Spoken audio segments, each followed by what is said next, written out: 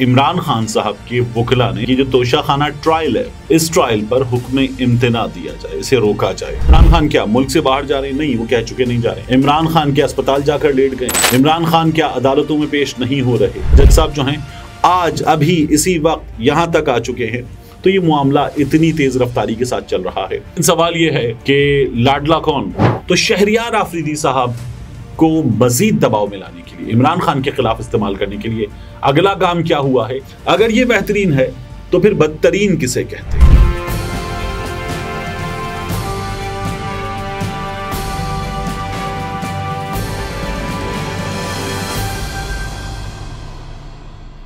बिस्मिल्लाहिर्रहमानिर्रहीम, अस्सलाम वालेकुम। ये आपका अपना डिजिटल प्लेटफॉर्म है। मैं तारिक मतीन हूँ। जुलाई की 31 तारीख है और आज पीर के दिन ये मेरा आपसे पहला इंटरेक्शन है। सबसे पहले तो आप सब बार बार कहते हैं, मैं अपनी वीडियो में मुतअद्दिद जगहों पर कोशिश करता हूँ कि हर बार इमरान रियाज खान की बात की जाए, लेकिन आप लोगों की इस दरख्वास्त से बार बार जो आप लोगों का हुक्म है मेरे लिए, ये लगता है कि आप ये चाहते हैं कि इब्तिदाई में इस बात को किया जाए और ये दरख्वास्त रखी जाए बार बार सामने कि इमरान रियाज खान जो है उससे अगर किसी चीज़ की सबसे ज़्यादा ज़रूरत है तो इस इंसाफ की कि वो अपने वालिदैन, अपनी अहलिया, अपने ख़ानदान, अपने बच्चों के साथ हो और अपने चाहने वालों के पास वापस हो। इससे ज़्यादा ज़रूरी कुछ नहीं। तो हमारी अदालत जो इस मामले में अब तक ये जो अदालती छुट्टियां हैं, इनके बायस भी मामला आगे बढ़ा रही है। हैरान कुन है जिस तरह से ये सब कुछ हो रहा है।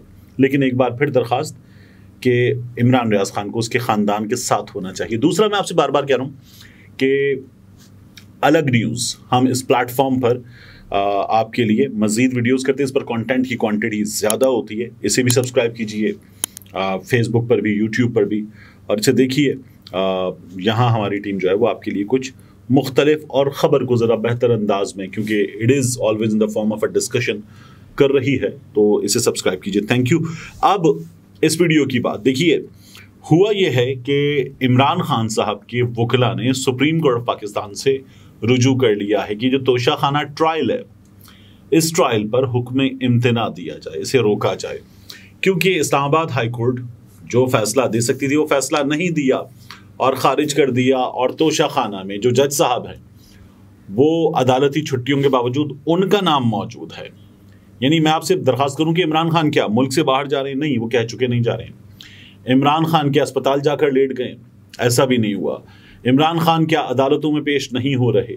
ये भी नहीं हो रहा। मगर इसके बावजूद भी जो अर्जेंट नौयत के मुकदमात हैं, रिजवाना का केस है, ये अर्जेंट नौयत का मुकदमा। इमरान रियाज खान का केस है, ये अर्जेंट नौयत का मुकदमा है। शहरियार आफरीदी के भाई का अगवा है, अर्जेंट नौयत का मुकदमा। आजम खान गायब हुए थे, अर्जेंट नौयत का मुकदमा। मगर ये केस जो है ये बर्क रफ्तारी से, पहले ये हफ्तों की तेजी से चल रहा था, दिनों की तेजी से चल रहा था, अब ये घंटों की तेजी से चल रहा है। जज साहब जो हैं आज अभी इसी वक्त यहाँ तक आ चुके हैं।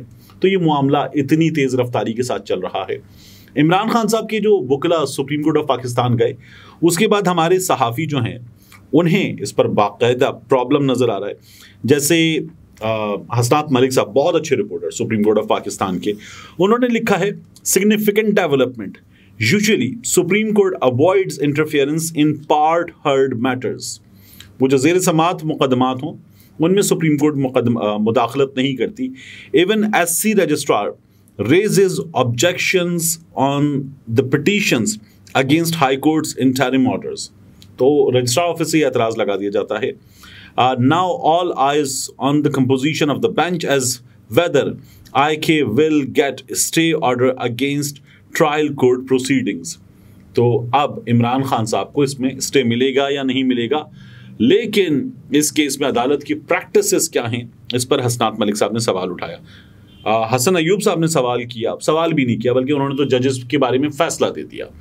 हसन अयूब साहब ने इसकी एक तस्वीर लगाई और लिखा सहूलतकारी, इमरानदारी और बर्क रफ्तारी।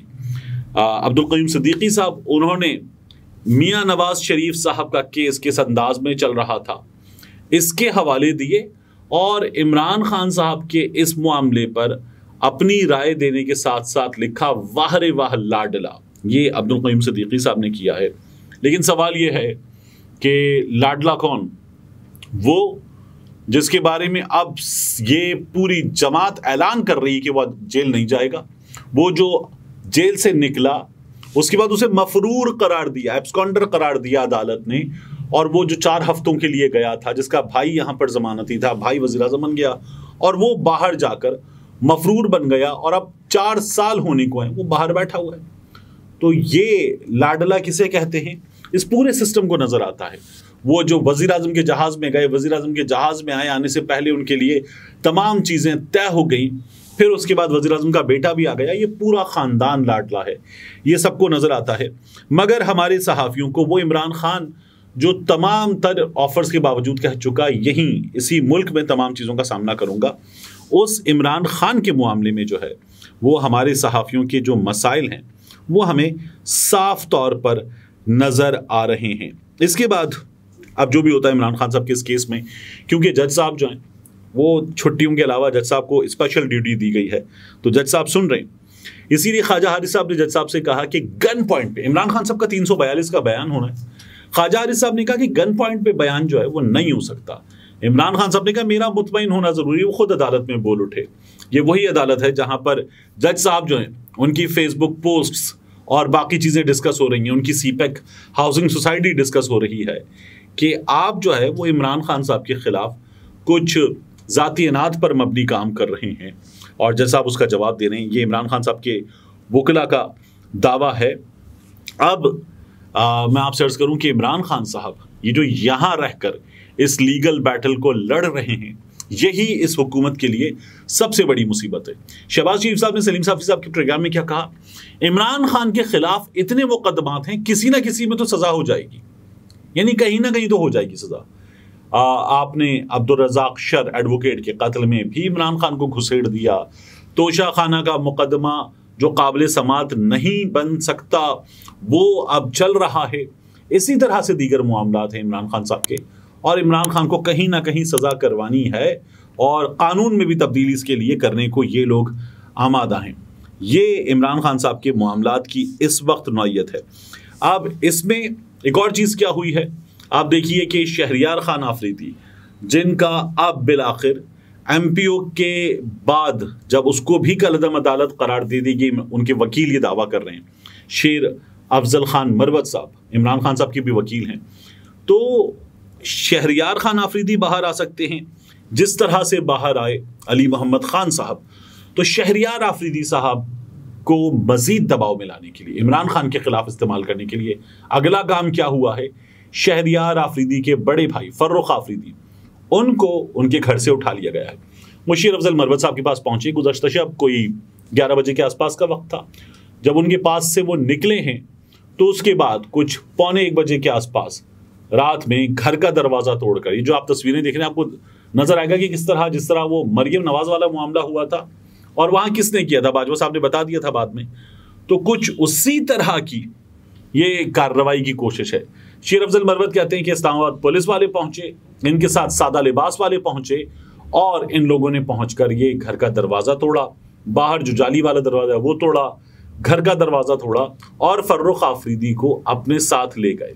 उनका कहना है कि ये सीधा सीधा अगवा है, इस अगवा को बर्दाश्त नहीं किया जाएगा। शहरियार आफरीदी भी, उनका ये दावा है कि कल बाहर होंगे और फर्रुख आफरीदी जो हैं उनको भी वो जल्द बाजियाब करवाएंगे, क्योंकि उनके दावे के मुताबिक वो अगवा किए गए हैं।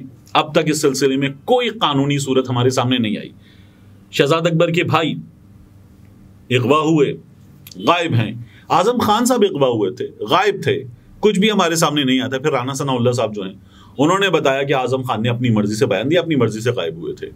और जहूर मशवानी, अजहर मशवानी के भाई गायब हैं, अब ये गायब हो गए हैं। और हुकूमत हर बार, मरियम औरंगजेब साहिबा हों या शहबाज शरीफ साहब, वो ये दावा करते हैं कि नहीं, हमारी हुकूमत में इंसानी हुकूक की जो सूरत हाल है वो बेहतरीन है। अगर ये बेहतरीन है तो फिर बदतरीन किसे कहते हैं। मिलते हैं इंशाल्लाह आपसे अगली वीडियो में।